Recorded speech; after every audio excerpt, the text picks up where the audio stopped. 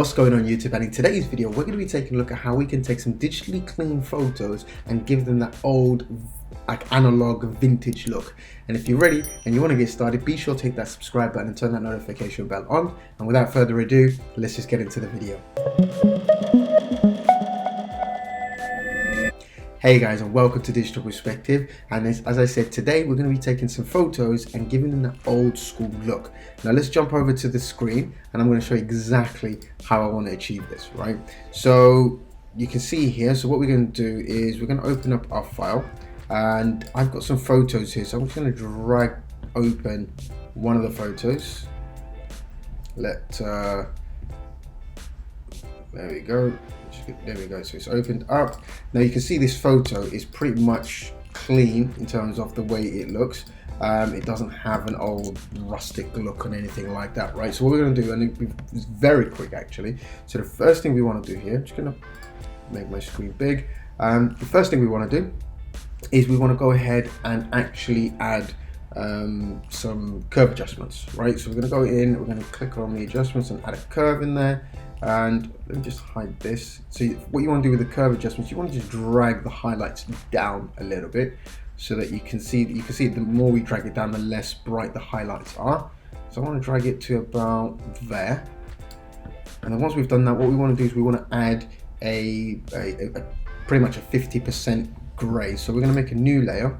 I'm going to call this gray, and you can hit command and back shift, which will obviously fill it in with the color, but we don't want to fill it in with white or anything. What we want to do, we're going to click on edit, click on fill, and we want to add a 50% gray on top of that. The reason why we do that is that we get this nice mid-tone gradient, gray color, sorry. And then after that we go into filter, noise. We want to add some noise, and obviously you can see here, I'm not sure, let me zoom in.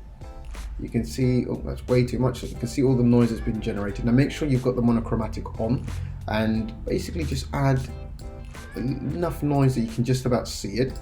Click OK, zoom out, and then I'm going to duplicate. So I'm going to hit Command J 3 times. You can see that I've duplicated the layers 3 times. Grab the first layer, size it up a little bit. Doesn't matter how much you size it up by, just as long as you just size it up bigger than the previous one. And then on the third one we're going to size it up even more. So now that we have 3 different sizes, you can see here you've got 3 different gradient noise sizes.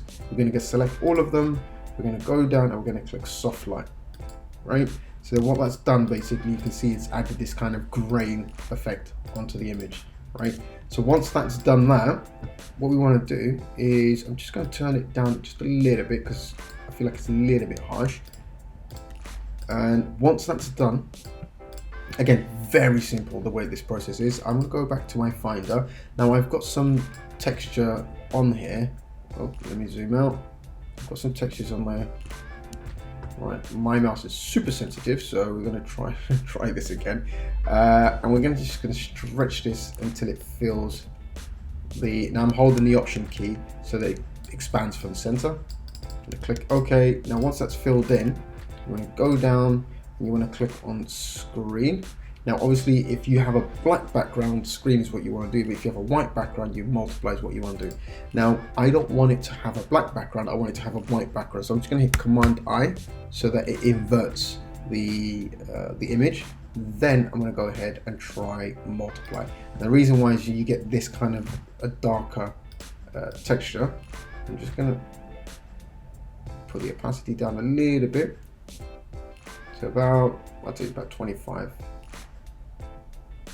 Right, perfect. So again, you can see you kind of got that texture guy in there for you. And one other thing we're also going to add is I've got this, where is it? I've got this texture here, which is terribly small, but basically it's an analog texture, and this kind of gives, like, you've got your little light frame coming in from the side. Click OK onto that, and I'm just going to go in, and with this one. We want to make this into, there we go, where is it? You can make it into screen, but I think I probably will go for a soft light. I think that's probably going to be a little bit better.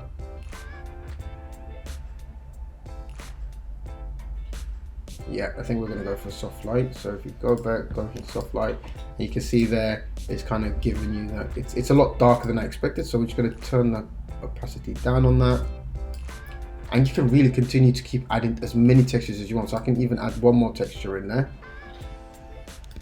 stretch that out, hit the command, hold the option key so it stretches from the center, go in, click on that, click on multiply, and you can see now obviously this one here is a bit of an overkill, which obviously we don't want. So but ideally you can go in and pretty much add any textures that you want on there. Now we can take the same style, literally if I open up another image, so let's open up this image, where is it, drag this new image in, you can see the picture of this lovely mother and son. I'm just going to go in and I'm just going to grab all of the adjustments layer. I'm going to group them, command G, and if I just grab that, drag it over to the image, and instantly what that will do is it will apply the same filter type onto here. So if I just drag that, now obviously you can see how the corners are adjusted, so I can just stretch that out so that it fills the canvas. And then if I want, what I can do, depending on obviously the type of image, lightings might be different, texture might be different, so I can go in and I can adjust what ones I want to keep and what ones I don't want to keep. So if, let's say for example this analog texture, let's say I want to bring the opacity back up, but this time I might want to change the blending options to something like a color dodge, right? So you can see it's a massive blowout on top of the image, and I can just decrease that. Click OK, and pretty much there it is, right? It's as simple as that. You can take the same groups, you can take the same layers, take them all together and put them into any other images, and it usually will give you the same type of style and feel in terms of making your photos look a little bit vintage. Now what you can do as an added bonus, if you go to hue and saturations, you can actually desaturate the image a little bit. You can see here, right? And even if I add the colorize in there, I can even make it look a lot more vintage by making it, I mean, I can either make it black and white if I wanted to, right? Or I can have it like that, like give it that old school sepia tone kind of thing. You can see here, so if I zoom out, you can see it's kind of got like a nice little sepia tone to it.